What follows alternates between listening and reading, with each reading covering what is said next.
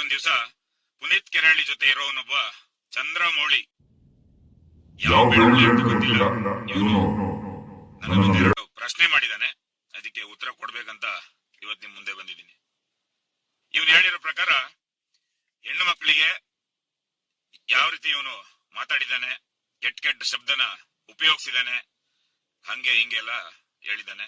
ಇವನಿಗೆ ನಾನು ಹೇಳ್ತಾ ಇದ್ದೀನಿ, ನೀನೊಬ್ಬ ಹಿಂದೂ ನಾಯಕ ಅಂತ ಹೇಳ್ಕೊಂಡು ತಿರ್ಕೊಳ್ಳೋನು ಸುಮಾರು 6-7 ತಿಂಗಳ ಹಿಂದೆ ರಾಕೇಶ್ ಶೆಟ್ಟಿ ಪವರ್ ಟಿವಿ ಅವನು ಧರ್ಮ ರಕ್ಷಣೆ ಮಾಡ್ತೀನಿ ಅಂತ ಬಂದಾಗ ಅವನು ಇದೇ ನಮ್ಮ ಸೌಜನ್ಯ ಪರ ಹೋರಾಟಗಾರರಾದಂತ ಪ್ರಸನ್ನ ರವಿ ಅವ್ರನ್ನ ಕಾಮಾಟಿಪುರದ ಕಾಮಾಕ್ಷಿ ಮುಂಬೈಯಲ್ಲಿ ವೇಶ್ಯವಾಟಿಕೆ ಮಾಡ್ಕೊಂಡಿದ್ದವಳು ಅಂತ ಹೇಳಿದಾಗ ನಿನ್ನ ಹಿಂದೂ ನಾಯಕನ ಪೌರುಷ ಎಲ್ಲಿ ಹೋಗಿತ್ತು? ಲೋ ಮುಟ್ಟಾಳ, ನೀನು ಹಿಂದೂ ನಾಯಕನೇ ಆಗಿರ್ತಾ ಇದ್ದಿದ್ರೆ ನಿನಗೆ ಅವತ್ತೇ ಪ್ರಶ್ನೆ ಮಾಡ್ಬೇಕಿತ್ತು.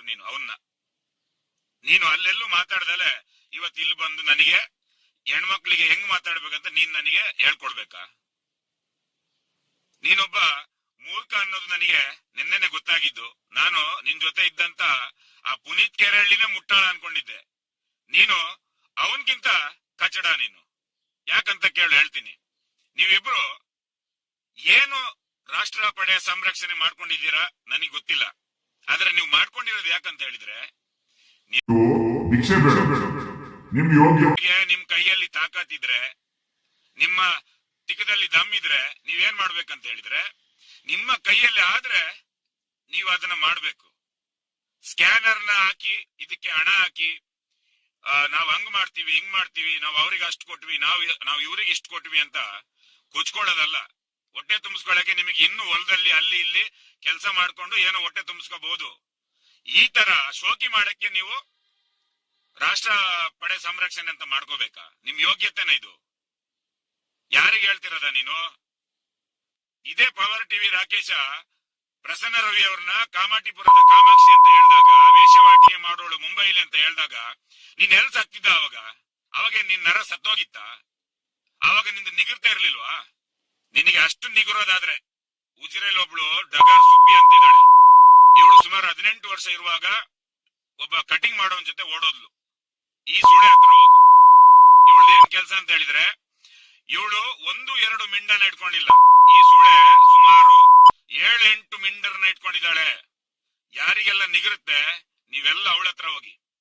ನೀನು ಹೆಂಗೆ ಮಾತಾಡ್ಬೇಕಂತ ನನಗ್ ಕಲ್ಸ್ಬೇಡ ಮುಟ್ಟಾಳ. ನೀನು ನಿಜವಾಗ್ಲೂ ಗಂಡಸಾಗಿದ್ರೆ ನೀನು ಅವತ್ತೇ ಕೇಳ್ಬೇಕಿತ್ತು ರಾಕೇಶ್ ಶೆಟ್ಟಿನ.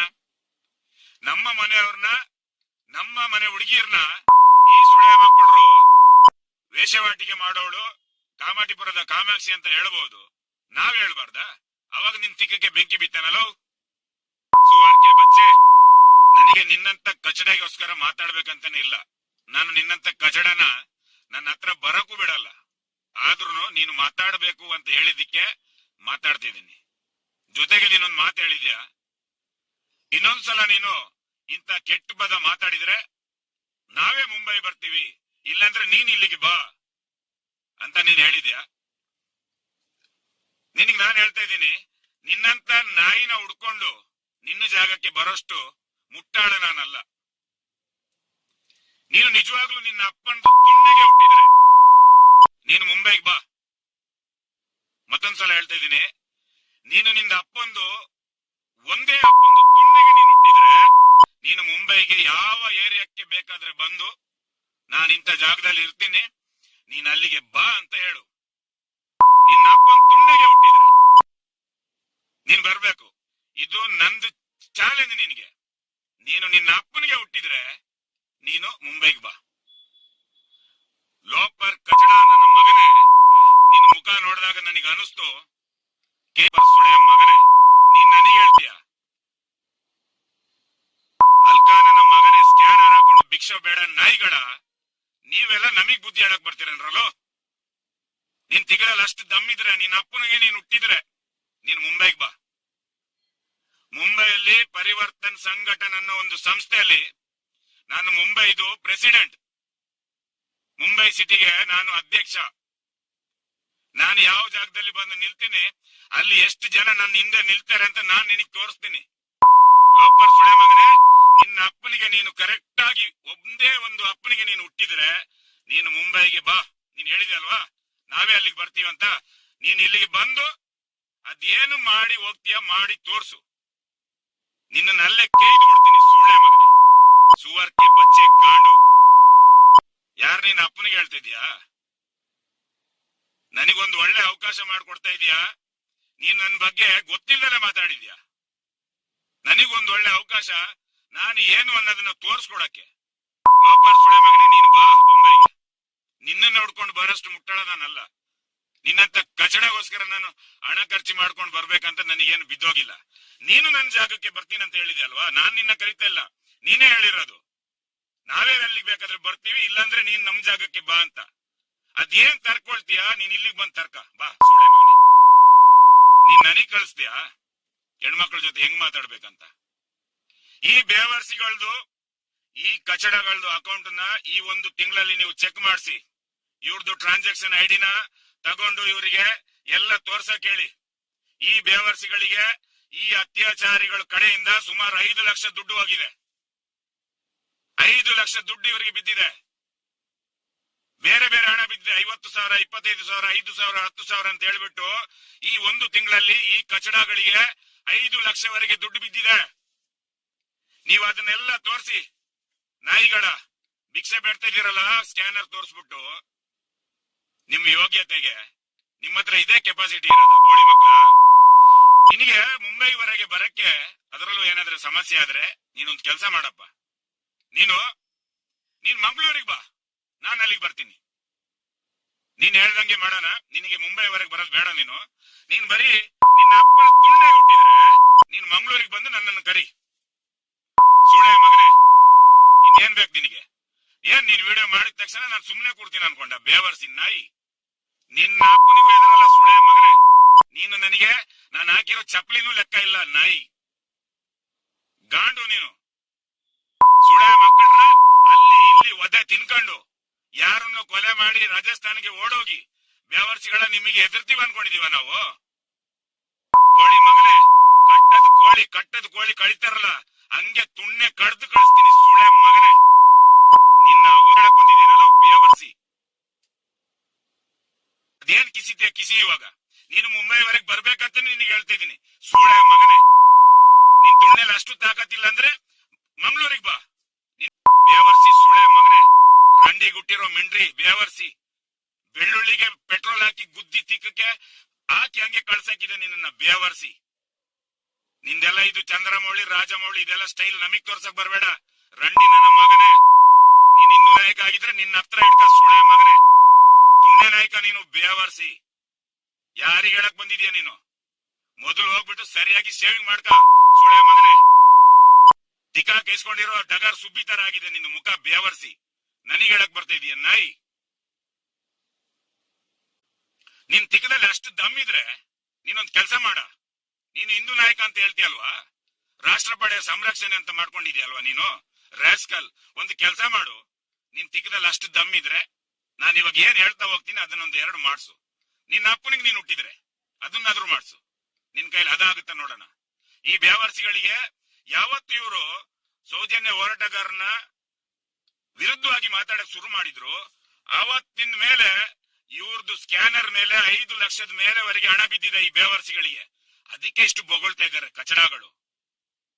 ನೀವು ಸುಳೆ ಮಕ್ಕಳು ಎಲ್ಲೆಲ್ಲಿ ಒದೆ ತಿನ್ಕೊಂಡು ಯಾರ್ಯಾರ್ದು ತಲೆ ಹೊಡೆದು ಹಣ ಮಾಡ್ಕೊಂಡು ಎಲ್ಲೆಲ್ಲಿ ರಾಜಸ್ಥಾನ್ಗೆಲ್ಲ ಹೋಗಿ ಅಲ್ಲಿ ಕದ್ದು ಕೂತು ಅದೆಷ್ಟೋ FIR ಗಳನ್ನೆಲ್ಲ ಮೈ ಮೇಲೆ ಹಾಕೊಂಡು ನೀವು ಹಿಂದೂ ನಾಯಕರ? ನೀವು ಬೇವರ್ಸಿಗಳು, ನೀವು ತುಳ್ಳೆ ನಾಯಕರು. ನೀವು ಮೊನ್ನೆನೆ ಹೇಳಿದ್ನಲ್ವಾ, ನೀವು ತುಳ್ಳೆ ನಾಯಕರು. ನೀವು ನಿಮ್ ಮೇಲೆ 20 ಅಲ್ಲ 30 FIR ಇರ್ಲಿ, ನಿಮ್ಮಂತ ಸುಳೆ ಮಕ್ಕಳಿಗೆ ನಾವ್ ಎದುರಲ್ಲ. ಗೊತ್ತಾಯ್ತಾ? ನಾವು ನಿಮ್ಮಂತ ಅದೆಷ್ಟೋ ಸುಳೆ ಮಕ್ಕಳನ್ನ ನೋಡಿ ಬಿಟ್ಟಿದೀವಿ. ನರಸತ್ ಮಿಂಡಂದ್ರ ಸುಳೆ ಮಕ್ಕಳ್ರ ನಮಗೆ ಹೇಳಕ್ ಬರ್ತಿದ್ಯಾ? ನಿನಗೆ ಅಷ್ಟು ನಿಗಿರ್ತಾ ಇದ್ರೆ ಅವಳು ಇಟ್ಕೊಂಡಿರೋದೇ ನಿನ್ನಪ್ಪ ಧರ್ಮಸ್ಥಳದ ಗೌಡ. ಆ ಮುತ್ಕನ ಇಟ್ಕೊಂಡಿರೋದು ಅವಳನ್ನ ಕೈದು ಅವಳಿಗೆ XUV 700 ಕೊಟ್ಟಿದ್ದಾನೆ. ಹೋಗು ನೀನು ಒಂದ್ಸಲ ಹೋಗಿ ಅವಳು ಪುಕ್ಲಿ ಹೊಡೆದು ಬಾ ಸುಳೆ ಮಗನೇ. ನನಗೆ ಹೇಳಕ್ ಬಂದಿದ್ಯಾ ಬೇವರ್ಸಿ? ನೀನ್ ಹೇಳಿದೆ ಅಲ್ವಾ, ಇನ್ನೊಂದ್ಸಲ ನಾನು ಬೈದ್ರೆ ಈ ತರ ಮಾತಾಡಿದ್ರೆ ಬೊಂಬೈಗೆ ಬರ್ತೀನಿ ಅಂತ ಹೇಳಿದೆ ಅಲ್ವಾ. ನಿನ್ನ ಅಪ್ಪನ್ ತುಣ್ಣೆ ಗುಟ್ರೆ ನೀನ್ ಮುಂಬೈಗೆ ಬಾ. ನಿನಗಿದು ಚಾಲೆಂಜ್. ನೋಡೋಣ. ನೀನ್ ಹೇಳ್ದಂಗನೆ ಮಾಡೋಣ. ನೀನ್ ಮುಂಬೈಗೆ ಬಾ. ಗೋಳಿ ಮಗನೇ, ಏನು ಕೂತ್ಕೊಂಡು ನನಗೆ ಹೇಳ್ತಾ ಇದೀಯಾ? ಕುಂಕುಮ ಹಾಕೊಳ್ಳಕ್ಕೆ ನಾನ್ ಲಾಯಕಲ್ಲ ಅಂತ ಹೇಳಿದಲ್ವಾ? ನೀನೆಷ್ಟು ಲಾಯಕ್ ಅನ್ನೋದನ್ನ ನೀನ್ ತೋರ್ಸು. ಸುವರ್ ಗಾಂಡು ಏನೋ ಅಲ್ಲಿ ಕೂತ್ಕೊಂಡು ಮಾತಾಡ್ತಾನೆ, ಡೆಲ್ಲಿಲಿ ಕೂತ್ಕೊಂಡು ಮಾತಾಡ್ತಾನೆ. ನೀನ್ ತುಲ್ ಮಗನೇ, ನೀನಲ್ಲೇ ಏನ್ ಸಣ್ಣಕ್ಕಿದ್ದೀಯ? ಬೇವರ್ಸಿ ಸುಳ್ಯ ಮಗನೇ, ನಾವೊಂದು ಹುಡುಗಿ ಇದ್ದೇವು, ಅತ್ಯಾಚಾರಿಗಳನ್ನ ಹಿಡಿಬೇಕಂತ ನಾವು ಹೋರಾಟ ಮಾಡ್ತಿದೀವಿ. ನಿನ್ನಂತ ತಲೆ ಹಿಡ್ಕೊಂಡು ಸುಳ್ಯ ಮಕ್ಕಳು ಈ ಅತ್ಯಾಚಾರಿಗಳ ಹಿಂದೆ ನಿಂತು ಮಾತಾಡಿ ಅವರಿಗೆ ಸಪೋರ್ಟ್ ಮಾಡ್ತಲ್ಲ ನಾವು ಬೇವರ್ಸಿಗಳ ಅಲ್ಕ ಸುಳ್ಯ ಮಕ್ಕಳ್ರ ನೀವು. ನನಗೆ ನೀನ್ ಚಾಲೆಂಜ್ ಮಾಡ್ತೀಯಾ? ನೀನ್ ಮುಂಬೈಗೆ ಬಂದು ಹೋಗು. ಸುಳ್ಯ ಮಗನೇ ಬಾ. ನೀನು ಅದೇನ್ ಕಿಸಿದ್ದೇವ ಕಿಸಿ.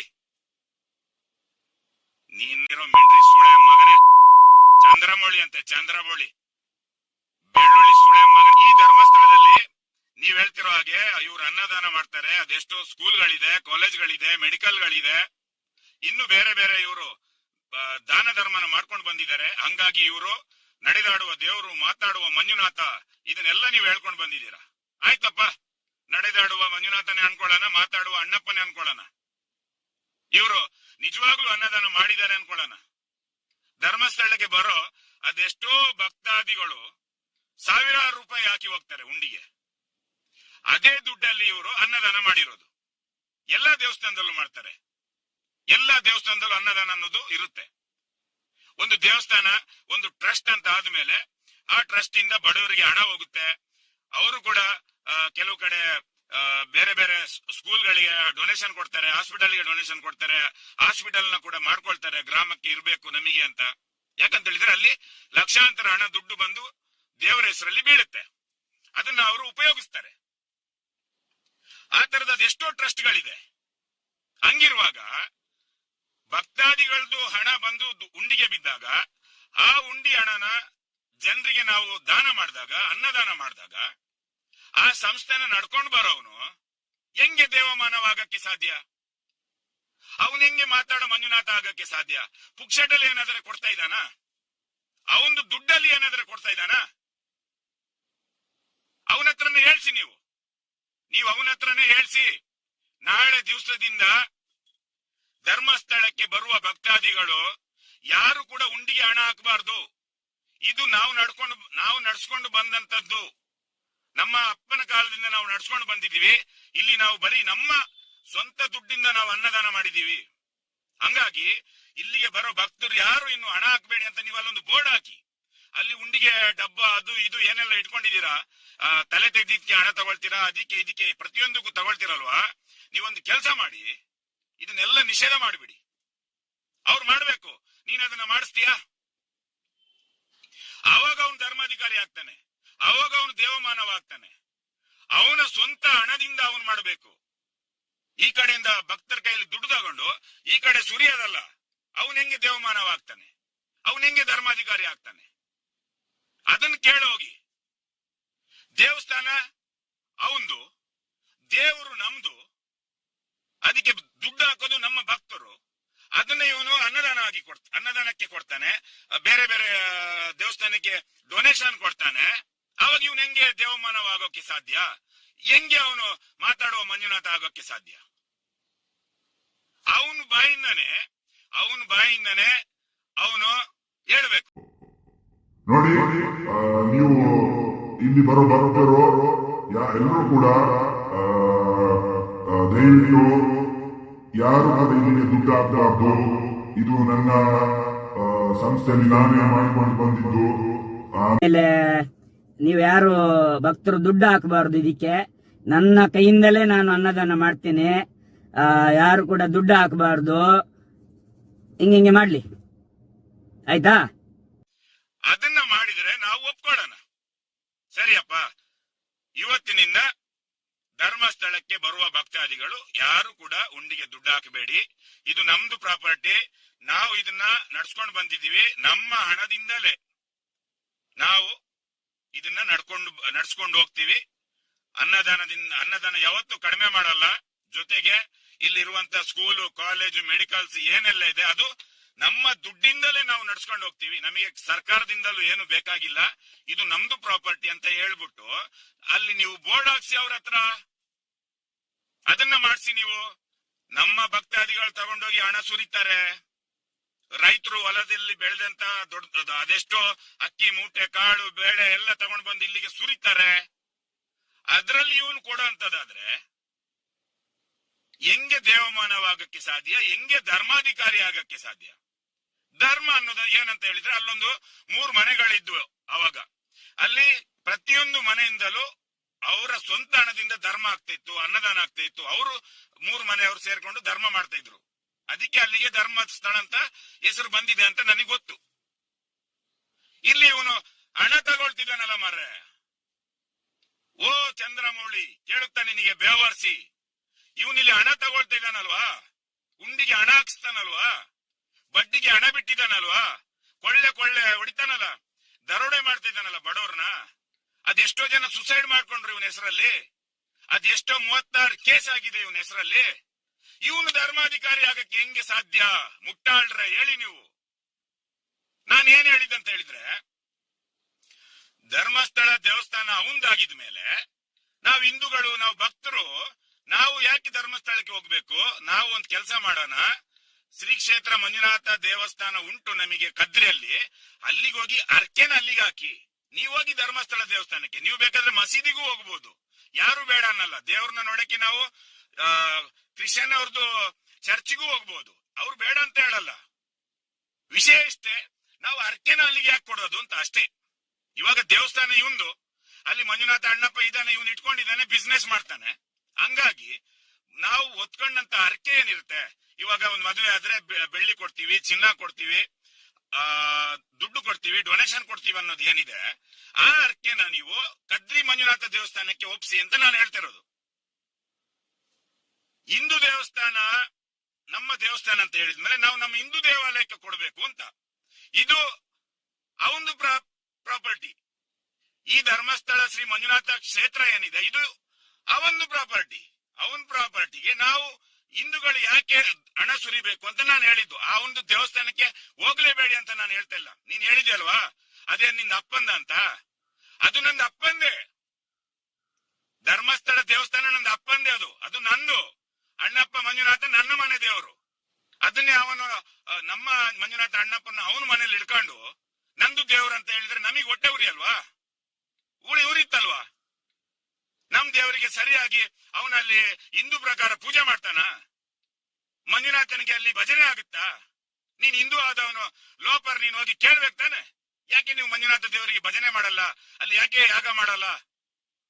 ಯಾವ್ದಾದ್ರೆ ಅಲ್ಲಿ ಹಿಂದೂ ಸಂಪ್ರದಾಯದಲ್ಲಿ ಆ ಮಂಜುನಾಥನಿಗೆ ಅಲ್ಲಿ ಪೂಜೆ ಆಗುತ್ತಾ? ನೀನ್ ಹಿಂದೂ ಆದವನ್ ಕೇಳ್ಬೇಕಲ್ವಾ ನೀನು? ಲೋಪರ್ ನಾಯಿ, ಚಪ್ಪರ್ ಸುಳೆ ಮಗನೇ, ಯಾವನಿಗೆ ಹೇಳ್ತಿದ್ಯಲ್ಲೋ? ಅಂತ ಮೂರ್ಖರನ್ನ ನೀವು ಧರ್ಮಾಧಿಕಾರಿ ಮಾಡಿರೋದು. ನಾವು ಮಾಡ್ತಾ ಇಲ್ಲ. ನಾವು ಹೇಳ್ತಾ ಇದೀವಿ, ಅತ್ಯಾಚಾರಿಗಳು ಯಾರು ಅನ್ನೋದು ಗೊತ್ತಾಗ್ಬೇಕಷ್ಟೇ. ನಿಮಗೆ ಇವನು ದೇವಮಾನವಾಗಿರ್ಬೋದು, ಮಾತಾಡೋ ಮಂಜುನಾಥ ಆಗಿರ್ಬೋದು, ಅದ್ ಹೆಂಗೆ ಸಾಧ್ಯ? ಅವನ್ ಸ್ವಂತ ದುಡ್ಡಲ್ಲಿ ನಡ್ಸ್ಕೊಂಡು ಹೋಗ್ಲಿ ದೇವಸ್ಥಾನನ, ಮೆಚ್ಕೊಳ್ತೀವಿ ನಾವು, ಸೆಲ್ಯೂಟ್ ಹೊಡಿತೀವಿ ಅವನಿಗೆ. ಅವನ್ ದುಡ್ಡಲ್ಲಿ ಅವನ ಅದನ್ನ ಆಡಳಿತ ಮಾಡ್ಲಿ. ಭಕ್ತರ ದುಡ್ಡನ್ನ ತಗೋಬಾರ್ದು. ನಾವು ಭಕ್ತರು ಅಲ್ಲಿಗೆ ದುಡ್ಡು ಹಾಕಬಾರ್ದು. ನಿಮಗೆ ದುಡ್ಡು ಹಾಕ್ಲೇಬೇಕಂತಿದ್ರೆ ನೀವು ಕದ್ರಿಗೆ ಹೋಗಿ ಅಂತ ನಾನು ಹೇಳ್ತಾ ಇರೋದು. ನಾನು ಇವತ್ತು ಹೇಳ್ತಿದ್ದೀನಿ, ನಾಳೆನೂ ಹೇಳ್ತಿದ್ದೀನಿ. ಮಂಜುನಾಥನ ನೋಡಕ್ಕೆ ಹೋಗ್ಬೇಡಿ ಅಂತ ನಾನು ಹೇಳ್ತಾ ಇಲ್ಲ. ನಾನು ಕೂಡ ಧರ್ಮಸ್ಥಳಕ್ಕೆ ಹೋಗಿದ್ದೀನಿ. ಮಂಜುನಾಥ ದೇವಸ್ಥಾನದ ಒಳಗಡೆ ನಾನು ಹೋಗಲ್ಲ, ಹೊರಗಡೆನೆ ನಿಲ್ತೀನಿ ನಾನು. ಅದು ನಂದು ದೇವರು. ನಾನು ಹೇಳ್ತಾ ಇರೋದು, ಹರಕೆ ಆಗಕ್ಕಿದ್ರೆ ನೀವು ಕದ್ರಿಗೆ ಹೋಗಿ ಅಂತ. ಬರೀ ಅಲ್ಲಲ್ಲಿ ಚುಚೂರು ಕಟ್ ಮಾಡ್ಕೊಂಡು ಅಲ್ಲಿ ಇಲ್ಲಿಗೆ ಎಟ್ಕೊಳ್ಳೋದಲ್ಲ ಬೇವರ್ಸಿ ನಾಯಿಗಳ. ಫುಲ್ ವಿಡಿಯೋ ಹಾಕಿದ್ರೆ ಫುಲ್ ವಿಡಿಯೋ ಹಾಕೊಳ್ಳಿ, ಉರ್ಕೊಂಡು ಸಾಯ್ರಿ, ಮಜಾ ಮಾಡ್ಕೊಳ್ಳಿ. ಅದು ಬಿಟ್ಟು ಲೋಪರ್ ಸುಳೆ ಮಗನೇ ಬೊಂಬೈಗೆ ಬರ್ತೀನಿ, ಉಟ್ಕೊಂಡು ಬರ್ತೀನಿ ಅಂತ ಹೇಳಿದ್ಯಲ್ಲ, ನೀನು ಬಾ. ನೀನು ನಿನ್ನ ಅಪ್ಪನಿಗೆ ಹುಟ್ಟಿದ್ರೆ ನೀನ್ ಬಾ.